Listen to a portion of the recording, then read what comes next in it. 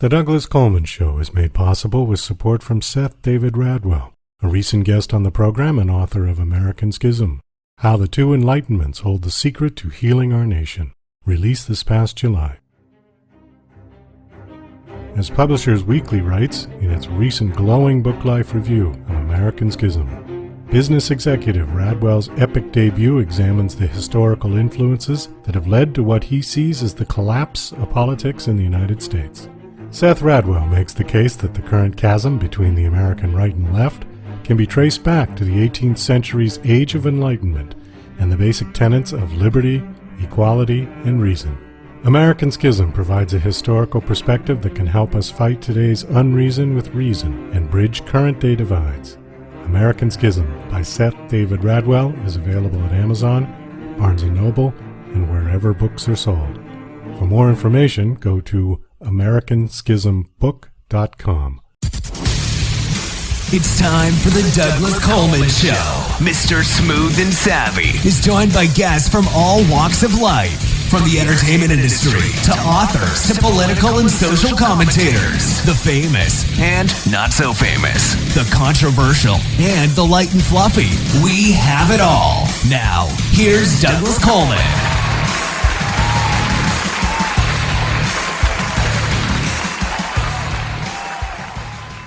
Okay, please welcome to the Douglas Coleman Show, Scott Hamilton Harris. Hey, Scott, how are you? I'm good. How are you? It's nice to meet you. Nice to meet you, too. Thank you for coming on the show. I appreciate it. This is kind of a new thing for our show. You are a building contractor, but it doesn't look like from your bio that you're just an ordinary building contractor. You're kind of an extraordinary building contractor. Your company is called BCG? Building Construction Group.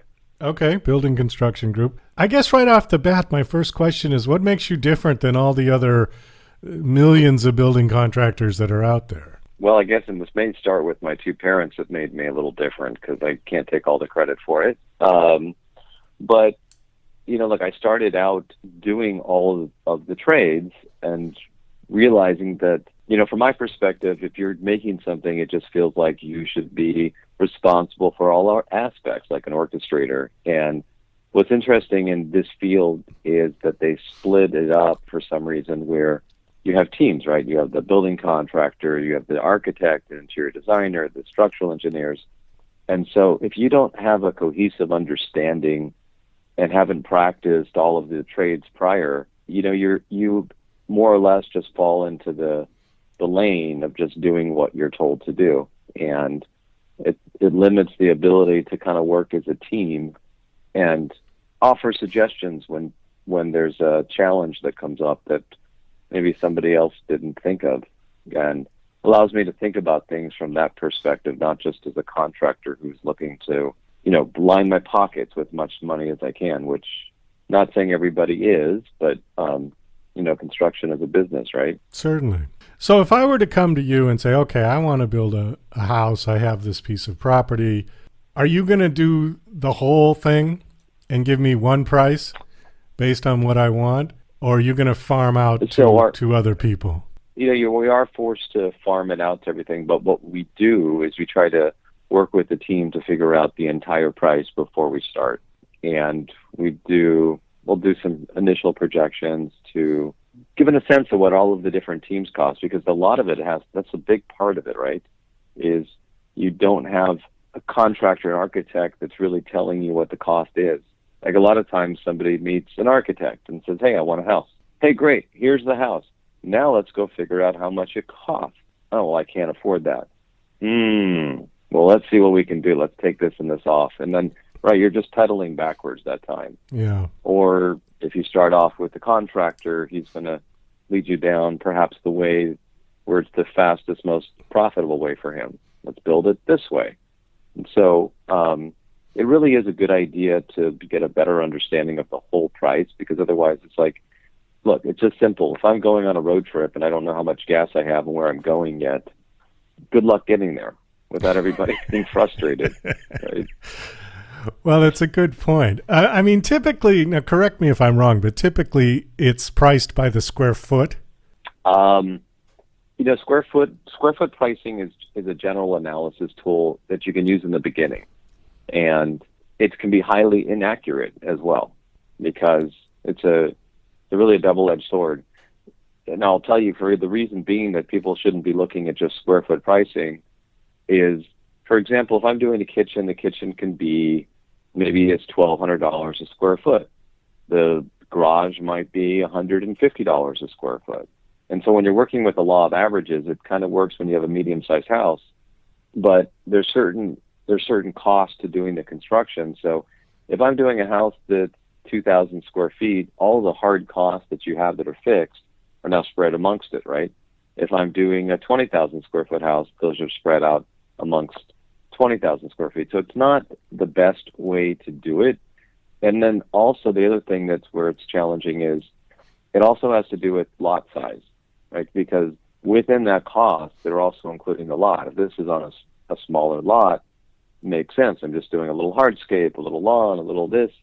Well, if I'm doing it on a 3 or 4 acre lot where there's significant grading and there's 3 pools, we fall in the trap of a client saying, hey, your square foot pricing is high compared to the industry. So what we've been doing, and I would suggest to anyone who's listening, is we break up for square foot pricing by doing it in zones. So we'll have like zones for kitchens, for bathrooms, for the less expensive, for the exterior areas. It does work out better, but it's kind of one of those swords that cuts us as a builder many times, because you're just asked to be, average something out when there's a lot of variables on a project. Well, that's a good point. Would square foot pricing be more accurate for commercial space than for residential? Oh, absolutely. Yeah, that's when you're talking about doing a tenant improvement, especially if you're talking more tenant improvements, right? The studs and electrical and most of the requirements are very similar, so it's very easy on those levels to do it. But it's like saying, hey, I want you to tell me the average price of a shirt. Well, let's see. I've got Armani, I've got Zara, I've got the, Well, there you go. That's your shirt's overpriced now. So, right. We've got Armani. I'm going to work. Yeah, we've right. got. I'm just going to work. Need some work clothes. All right, here's your average price of clothing. We got to figure it out. That's funny, because when you said that, I thought, yeah, well, there's Armani, and then there's those paper disposable ones you can buy at 7-Eleven in the bag. Which one do you want? Right. Yeah, funny. I think they sell underwear like that too. Disposable underwear. Yeah, exactly. Yeah, exactly. So, the pricing is an interesting thing that we have to work around. And the square foot price is just the thing that can cut us sometimes. I mean, we do use it though, but we've kind of found ways to work around it.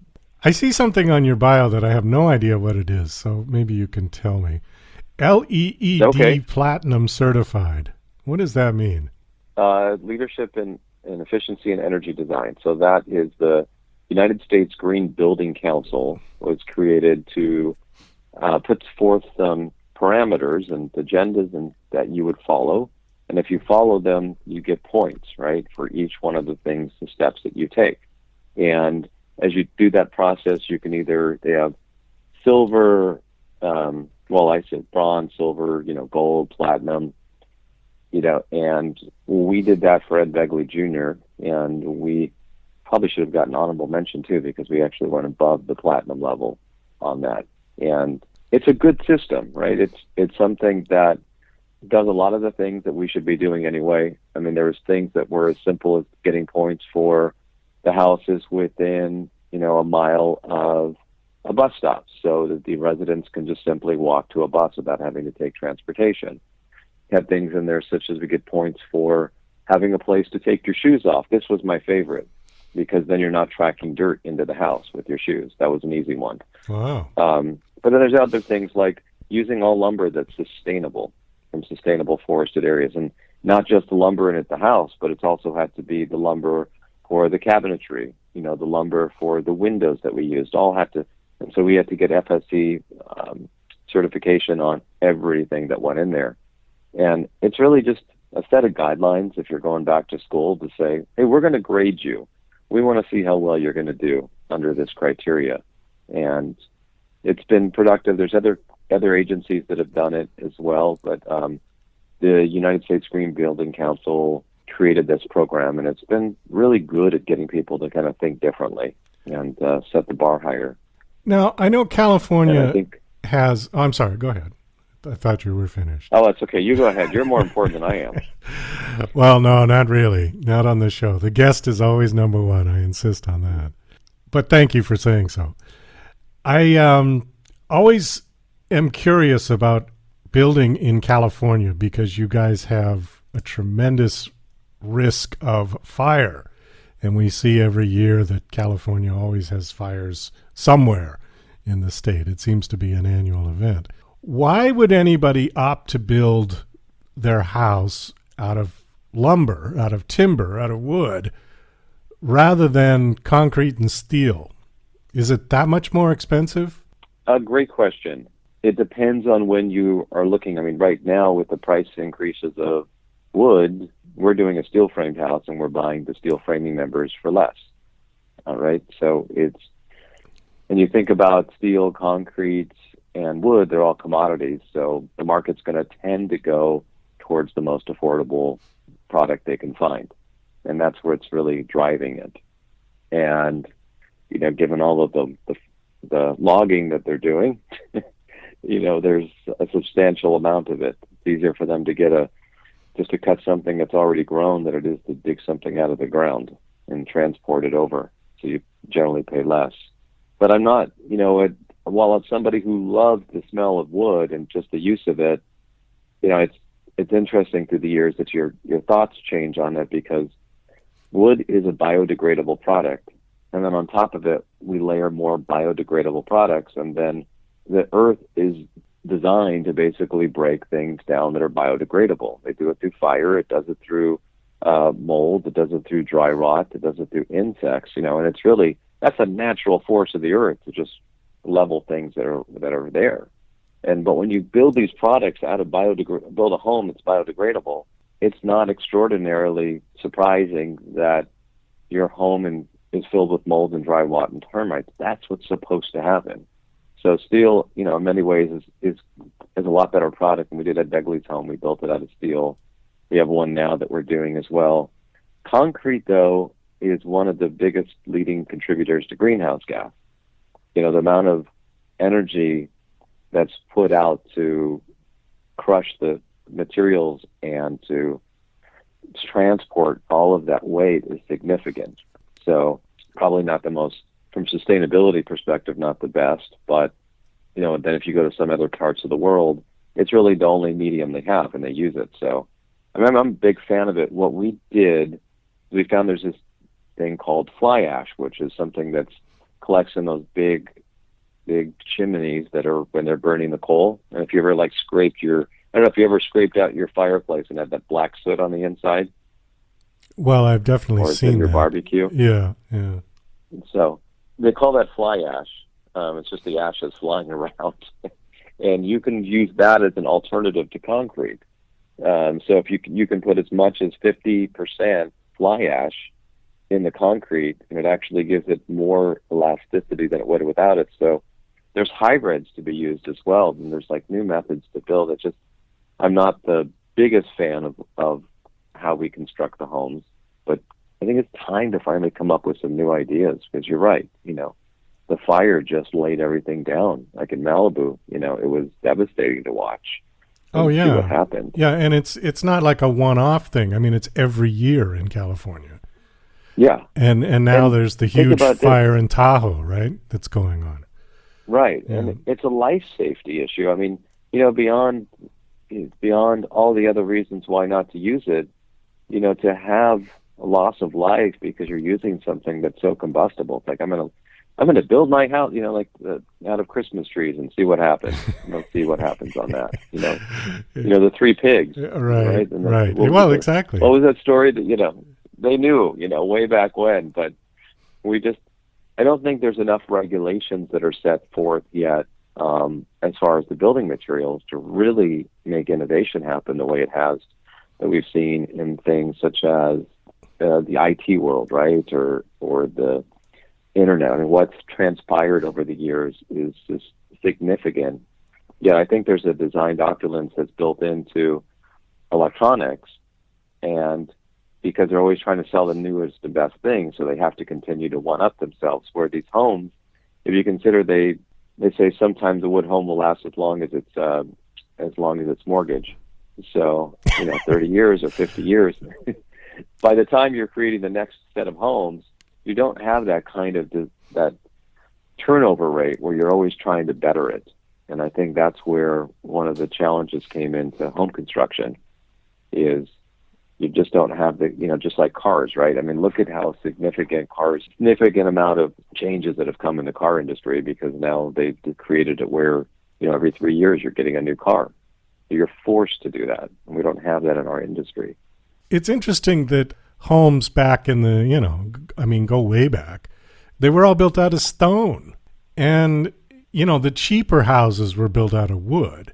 But you look at some of these great, mansions that were built in England and castles and things, they weren't made out of wood. They were all made out of stone. Yeah, I mean, let's just say, too, the ones that are built out of wood aren't there anymore, right? Well, they burned down a long time ago. Yeah, they're gone. People tried hay, they tried mud, they tried all kinds of things. Those things sod homes. Through evolution. Yeah. Those are gone. Those the first heavy rain washed those away. And but yeah, masonry and stone is one of those things that really is here to stay as far as longevity of a house. But then it puts into question, do we really want the house to stay? I mean, do you really need a house to stay there forever? Well, because when you consider how many point. times people are constantly remodeling, what if you put in the idea of there was some kind of housing structures that were actually easy to break down, and then you could construct a new one, just like they've done with the car industry and the phone industry. And then that, I think, would be a significant change in because people's taste changes so often, which is good for our business, right? That because they're always, somebody will build something, and by the time we're done, they already have a new idea. But if you had something that maybe didn't last forever, and you could just kind of construct it and remodel it and take it down, it's another option too. Well, I suppose we could all live in one of those, what do they call them, geodesic domes, and then you could just take it down in a couple of days. Yeah, that's true. I mean, I think the technology's evolved to this point where you can create something, with 3D printing, even very lightweight structures. And what's interesting is the homes, at least in California, what we have to do is they're almost self-defeating, because in order to construct a home to withstand an earthquake, the home starts to get heavy, right? And the taller it gets, the more you have to restrict the weight and the force of the earthquake or wind loads. And so what happens is you end up building a structure that's heavy. Well, then I have to put a steel beam in to resist this load, but now the other side got heavier. And you have this massive amount of material and structure and weight. But then it's interesting, like sometimes I just take a walk through the park and I'm looking at these trees and palm trees and grass and all these things. And, they move pretty easily with the wind, the rain, they're fine. It's amazing. So, but the difference is they're light. It's those big, heavy trees that come down. So there is a way to create something like next level of geodesic dome. I mean, that was a big deal. I remember in the back of the Popular Science magazine, like, I want that someday. But, I think it's time to change the materials and rethink how we construct these homes. I hope that happens in my generation. I'm all about not building the house out of wood. I find wood to be, like you said, termites, rot, mold, fire. If I want something wood, I don't know. I am not a fan of wood. Even when I buy furniture, I tend to buy stuff that's like chrome. And, I don't mind wood for certain pieces of things, but it's just, aside from the environmental factor, I just think it's really impractical. And we've been using it for hundreds of years for some reason, because it's there, like you said, right? It's just available. And, yeah. It's also something else that's, to me, very sad. Is just a person. I love wood. I love it because it tells a story. And I was flown up to Northern California to look at some of the biggest logging operations, and so they can show me how sustainable it was. And it's interesting as you're flying over, and you're seeing things that you've never, like areas where the commercial jets fly, and you're realizing for 30 minutes the mountains are scalped. They look like some really bad, shaved haircuts on kids, and there's more missing than there really seemed to be there. And having the meet, they're showing the big presentation. Everybody's smiling. The executives are there. Huh? That's great, right? Look at this. Look what we're doing. Sustainable foresting. We are replanting the forest. For every tree we take out, we plant 3 back. It sounds great. And then they said, and what we're doing is we do selective coring of the trees to find the best specimens to replace them with, so we can get the strongest trees to grow. And it hit me. And I said, wait a minute. So you're taking a little core sample all the way laterally through the tree, right? And you create a plug so you can look at it. That's right. And I said, so while you're not genetically modifying the trees, as you said, then you're selectively picking the ones that have the widest growth rings on them, so then they grow faster, so then you can reach your agendas to say that you plant the trees but what you've done is you've essentially wiped out history and nature, what it's done to have these slower growing trees, and the slower growing trees have less of the summer wood. It's that light colored wood, and the summer wood is what's susceptible to the dry rot, to the termites, to the fire. The winter wood, that dark band, is like, on some trees can be as strong as iron. Yeah. The bugs don't like it. The dry rot, nobody likes it. So the wood has become much more spongy and porous, and then interestingly, it's also become weaker. And so I know, at least in the city of Los Angeles, they told me not too long ago that there's a failure rate of 15.5 times. So essentially they'll take a piece of timber, they'll break it, and under a machine, and they'll say, okay, it breaks under this force. Well, now let's multiply that 15.5 times, because we don't know the strength of the lumber. So you consider that you're just using so much of the lumber just to overcompensate for not knowing if you got a strong tree or a weak tree. I mean, the whole idea to me just becomes very weak as far as using lumber. So it doesn't make sense. And, even some of the foresting that we are all championing as we're replanting the forest, you're not being made aware of what they're replanting it with and how they did this. So there's got to be, let the forest be the forest. Yeah, there's got to be a better alternative than wood, because I want to see wood in the forest. When I walk through Muir Woods, it's wonderful. And you see these trees that are 2,000 years old. They need to stay there. And we can find something else to build our house with. What about building a house with composite materials like they're doing on cars now? Some kind of whatever they're using for that. Yeah, I mean, there's, a composite is just a conglomeration of things that stick together and are lightweight and easily produced. And that's, I think, where things will go. And you can do that with the 3D printing. Right. They're doing that. So like when I was talking about the fly ash, that essentially is a composite. That becomes a composite because you're mixing something that was going into the landfill, and it made the product better. There's a whole direction for hemp, because really what you're looking for is some kind of something with structure and fiber to it. And when you realize that there's things like hemp or other things that can be grown, and then you can put those together, you now have a product that has a very known structural quantity to it, and you know what it's going to do, how it's going to perform, how long it's going to last, and then you start to better it. But playing with nature and hoping for the best is not a good strategy. I agree with you. We do have to kind of wind this down. Do you have a website that you want to give out for your company or personal? Sure. One? Yeah. The website is buildingcgroup.com, and the company name is Building Construction Group. And again, it's building, the letter C, and group.com. Building Construction Group was too long, the website. And if anybody wanted to send me any questions or we can help with anything, you can reach me at scott@buildingcgroup.com. Okay, great. I'd love to help anybody, and we may be inclined to offer something other than wood. But we're happy to do wood as well. All right. That's what it is. Thanks so much for coming on, Scott. Thank you. You're listening to Mr. Smooth and Savvy right here on The Douglas Coleman Show. We'll be right back after these commercial messages.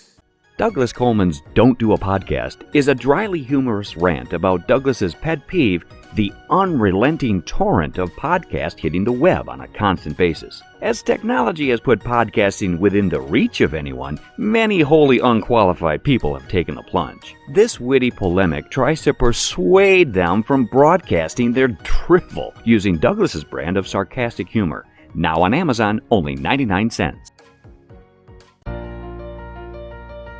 DJC Music and DJC Productions are pleased to announce a brand new website. We have started a listing website for radio show hosts as well as potential show guests. This is a meeting site where hosts and guests can come together. Show hosts can list their show and types of guests they're interested in booking. Potential guests can list their talents, bio, accomplishments, or anything they feel makes them an interesting radio show guest. There are no recurrent payments, only a one-time $5 listing fee. Your listing will stay up until you decide to cancel. Previous guests of The Douglas Coleman Show are welcome to submit their guest listing free of charge. Go to radiohostsandguests.com. That's radiohostsandguests.com. Are you an independent musician? How would you like to have your songs played on hundreds of radio stations just like the one you're listening to right now? Join MusicSubmit.com and we'll promote your music to radio stations and blogs in your genre. It's free to set up your account, and we guarantee your music will be considered for airplay by radio stations worldwide. Why not sign up today? It's free. MusicSubmit.com. Radio promotion for indie musicians. Hey, this is Ray Powers. Don't touch anything. You've got it right where you need it. Tuned in to The Douglas Coleman Show. You heard me. Okay, please welcome to the Douglas Coleman Show, Martin Keller. Hey, Martin, how are you?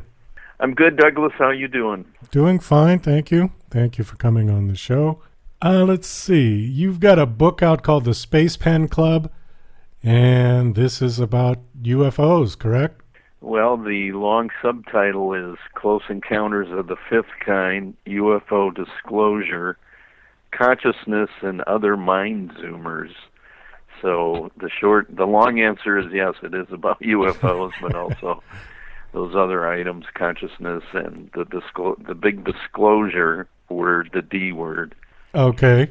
You had a UFO encounter or sighting yourself personally?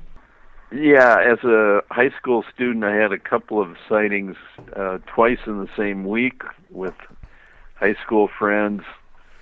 The first was a approximately 30-foot diameter oval white object that we saw west of our high school one very cold February night in western North Dakota. And earlier in the week, my best friend and I, Jim, who's referenced quite often in the book, also known as Zod in the book, which you'll have to read the book to find out why he has that nickname. It's pretty amusing, actually. He and I encountered a red object, an orb about the size of a ping pong ball that came down from the top of a butte in what was known as a city park, Rocky Mountain Park in Dickinson, North Dakota, and it seemed to be surveilling us. It kind of hung 10 feet from us. We didn't know what it was. We still don't know what it was. And fast forward to the early 90s, I saw 5 little red objects in my room, not unlike the one we saw in the park many, many decades earlier. And that was a more disturbing event, and I go into some pretty good detail on what the side effects or the residual fallout was from that, as I had pretty much entered the realm of the UFO world at that point, with some high strangeness events like that happening in my house. Well, okay, that's very interesting. I see on your bio there's something called UFO Ghetto. Can you explain what that is?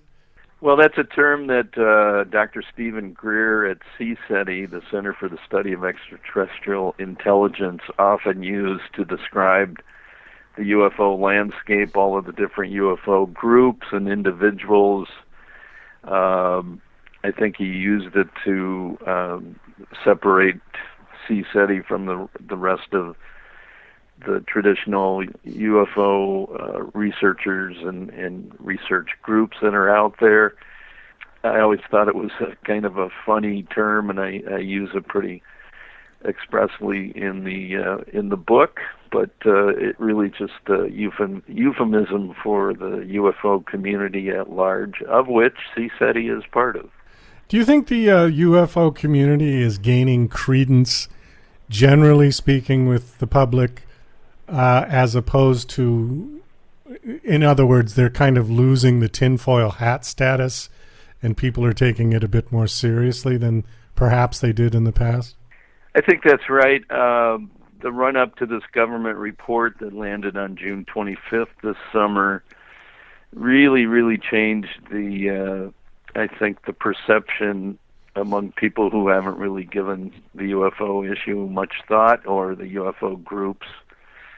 They haven't given them much credence. So I think that's the most positive impact that report had. The report itself, I thought, was very disappointing. It's only 9 pages long. I actually downloaded it 3 or 4 times because I thought my computer had glitched and not spit out all the pages that I had heard were coming. I had heard rumored 50 to 70 pages of documents that weren't classified. I've also heard subsequently that there's probably 70 pages that are classified, and I'm waiting for a whistleblower or somebody to leak that. So I think that would be even better information. So yes, I really think people have looked beyond the tinfoil factor now, and it's being taken much more seriously, especially by big media outlets in the mainstream. Well, if I saw something that said a government report was coming out and it was only 9 pages long, I would have thought something was wrong with it too, because government reports typically are hundreds of pages long. 9 pages would be like the forward, if there was such a thing in a government summary, report. Yeah. They're not great for economy of words from any government report I've ever read. Yeah, but the buildup was so big on this. I mean, every major media outlet was doing the story, whether it was broadcast, print, or online, and I think that's all to the good. And my book dives pretty deeply into the whole media miscarriage of reporting on this. Chapter 8, which is set largely in Mexico and the Volcano zone, deals with this topic pretty substantially. I went with Dr. Greer's organization on a rapid mobile investigative team to an area that's really a UFO hotspot. You can Google it.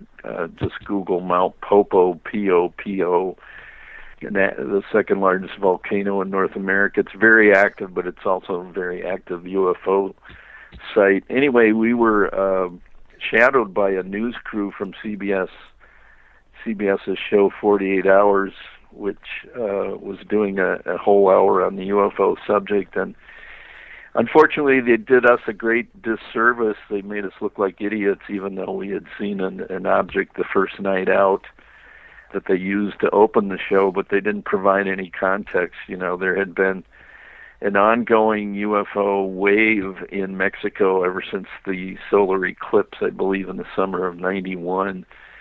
So our group was down there investigating it, and that chapter really details our interactions not only with this news crew, but with other media individuals that we encountered during the period that I was working with Greer's organization as his public relations guy. Well, it's funny you bring that up, because I had a filmmaker on, writer-director for Volcanic UFO Mysteries, mm-hmm. and his name's Darcy Weir, And it was also featuring Stephen Bassett. I'm sure you know those names, right? Yep, I know Stephen Bassett. I'm not familiar with the filmmaker, I don't think. Okay. Well, he was talking about that and why that the volcanoes were sort of magnets for UFOs. So why exactly are volcanoes magnets? Well, I'm not sure if I could answer that. I'd probably write another book about it, but I think in the case of Mount Popo in Mexico, which is literally only less than 100 miles from Mexico City, this Mexico City's built on an ancient lake bed, and I think if the volcano ever really blew up like Mount St. Helens did whenever that was in the U.S. many years ago, it would have a substantial impact on Mexico City, which, what is it, a city of 10 million people or more? At least. Ridiculous amounts of humanity living there. But I know Dr. Greer felt that the UFOs were doing some sort of mitigating exercises in the volcano, and you can see videos. There's a webcam that's been posted on Popo for quite a few years, probably several webcams, and you can see these extraordinary images of objects coming and going right into the cone of the volcano, as well as passing back and forth over the top of it. It's pretty mind-blowing, even for someone who had seen such an object when we were down there with the CBS crew. And yet CBS would give you no credence whatsoever, No, they made us look like tinfoil hats, like a bunch of gringo idiots. There's just no reason. Didn't even have basic journalism. Like, what are they doing there? Why is this happening? Why did they go to Mexico? There was no context. I mean, it was just really shoddy reporting, and we were obviously very unhappy with how it turned out. Well, it's too bad, but it's not surprising. And CBS and NBC and ABC, they should really take a cue from the 2.4 million registered podcasts and shows that are out there now because of technology, that we can compete with them. And they have just gone off the rails. They do not report anything unbiased with an open mind. They already have their spin figured out. And, whatever force is guiding them, people are waking up to it. Yeah. Donald Trump was the first one to sort of coin that fake news thing. And it's true, because they're shooting themselves in the foot. But that's their business. Yeah, I agree with you. And if you look at the history of this subject, especially with media, our experience in Mexico with CBS was not unlike the experience that Don Kehoe, former military officer, had in the 60s. Kehoe was a very passionate, very demanding public servant, a civilian who did a lot of research. I forget the name of his organization he founded, but he wrote some best-selling books. He was featured in magazine stories, and CBS invited him on a show, and they actually, at one point, silenced his microphone, which is just, it's hard to imagine that kind of thing happening. But if you read a book by Terry Hansen called The Missing Times, the UFO cover-up and media complicity in the cover-up, it's a fascinating book. It's really well documented, and I quoted a couple of different times in my book, The Space Pen Club, but Hansen makes a good case, and he cites really reliable sources throughout the book, and saying that the open door between media executives and reporters and intelligence agency personnel is a revolving door. People just move back and forth through those two institutions. And Carl Bernstein, who I also quote via the Terry Hansen book, says at one point that at any given time there's probably 500 intel agents working in the news media, so it gets controlled one way or the other. There's lots of levers that can be pulled, lots of influence that can be made to bear on this. But on the other hand, I'm a little sympathetic to why media has done such a shoddy job, and that's they've never had any official sources that can really speak to what's happening or what the government knows or what different departments within the government know. Government at large, I think, including congressional and executive branch levels, are pretty much in the dark on this. I mean, this is a subject that's managed within the national security state, and they've done a very good job of it. Well, let me ask you that, since you bring up the government. How is it in the best interest of our government to suppress all of the UFO information that may be out there? What are they worried about? Well, I think there's a couple of things. One is the technology that drives these vehicles is obviously very advanced, perhaps 1,000 to 1,000,000 years more advanced than what we have, although it's been reported that we've probably had anti-gravity flying vehicles since the 50s. These things have been reverse engineered from crashed objects. What is the term that I see all the time? Alien reproductive vehicles, ARVs. Those are ours, and the other ones are not ours. I don't know. It's a puzzling and troubling situation that the government would suppress information, but then again, when you use the broad stroke term government, what are we talking about exactly? I think you have to hone it down to a more granular level, like intel agencies, military agencies, black operations, psyops, and related. I mean, that's, I think, where the action is, and that stuff's all protected by different degrees of compartmentalization and classified and above top secret. I mean, the whole secrecy thing I get into late in the book in chapters 9 and 10 that talk largely about disclosure, but the secrecy apparatus is very dense and it's hard to penetrate. So I think it behooves the public and citizens groups like CSETI and MUFON and other groups that push for disclosure really to strive and sorry, my dog is barking downstairs. That's the mailman probably. It really behooves citizens to take it upon themselves and do their own good research, and to make concerted efforts to inform the public. Now that we do have all this widespread internet technology, as you just pointed out, at our disposal, and these media institutions no longer get the first and final last words on it.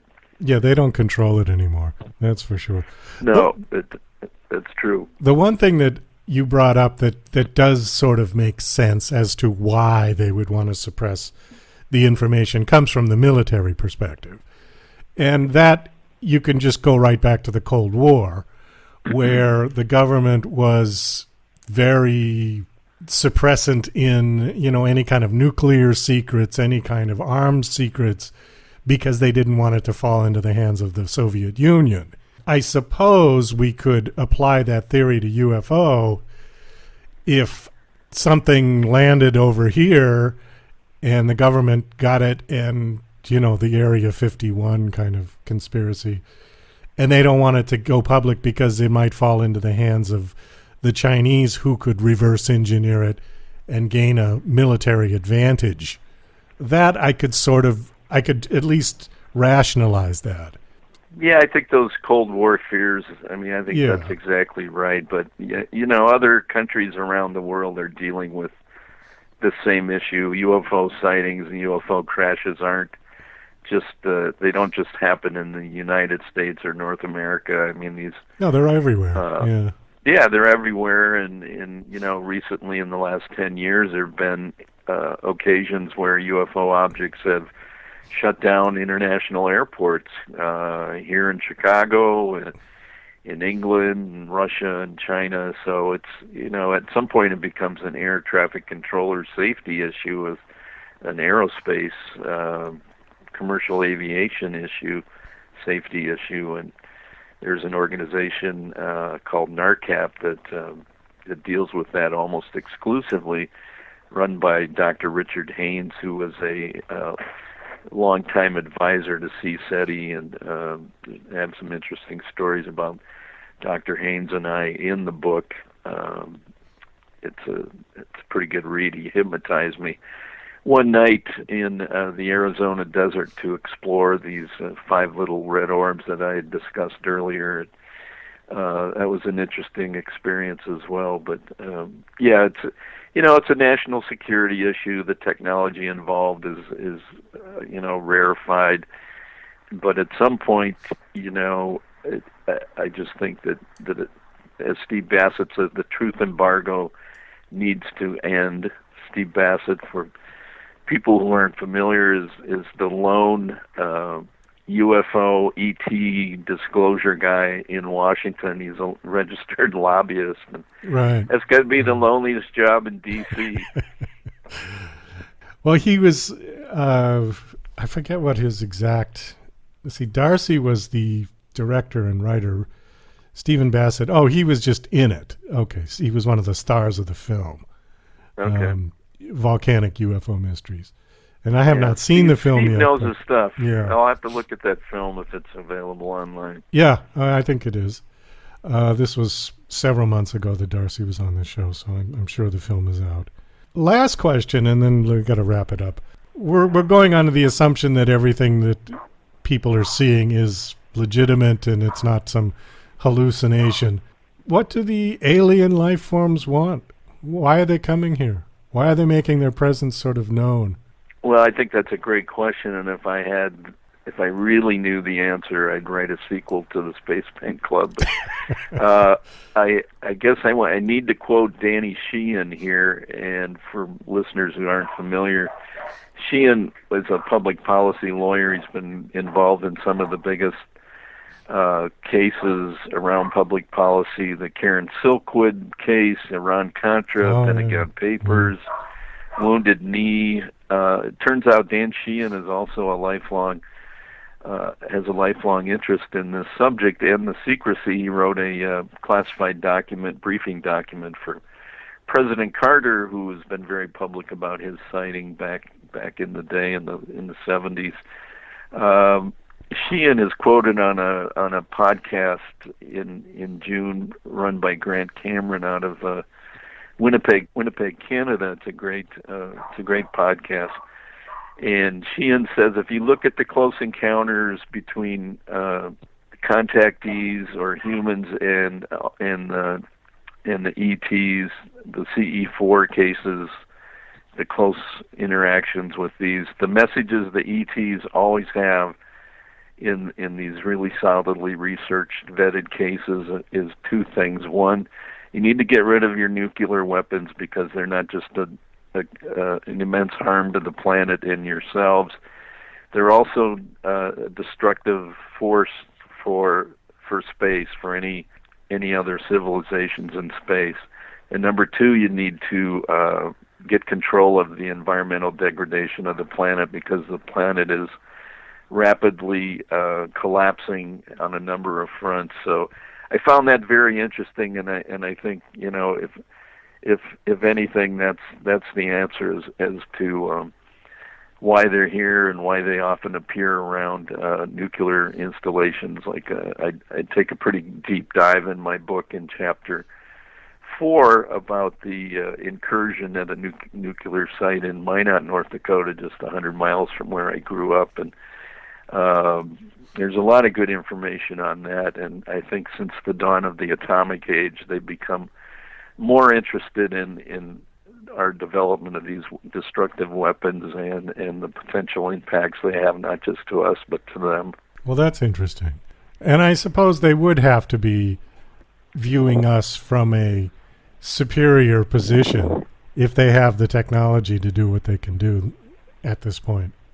Well, yeah, it might be a defensive posture on their point. It might just be probing, what our nuclear capabilities are. But if they are in fact a threat to the fabric of space and into any sort of vehicles visiting or surveilling the planet, which I think is viewed as probably a hostile planet given the history of wars and environmental destruction, etc., throughout the ages. I think it's probably prudent on their part, and that's one thing I was so interested in Greer's organization, CSETI, is that he took a very strong view from the ET perspective, from the ET side, and he said, we need to give the proper response to these objects rather than the flight and fear response that humans are notorious for. We need to reach out and establish relationships, because the benefits from such a relationship with beings or civilizations that are much more advanced than ours are going to be all to the good. Well, I think on that note, we're going to have to wrap it up. Thanks so much for coming on. This was interesting. Do you have a website that you want to give out? Yeah.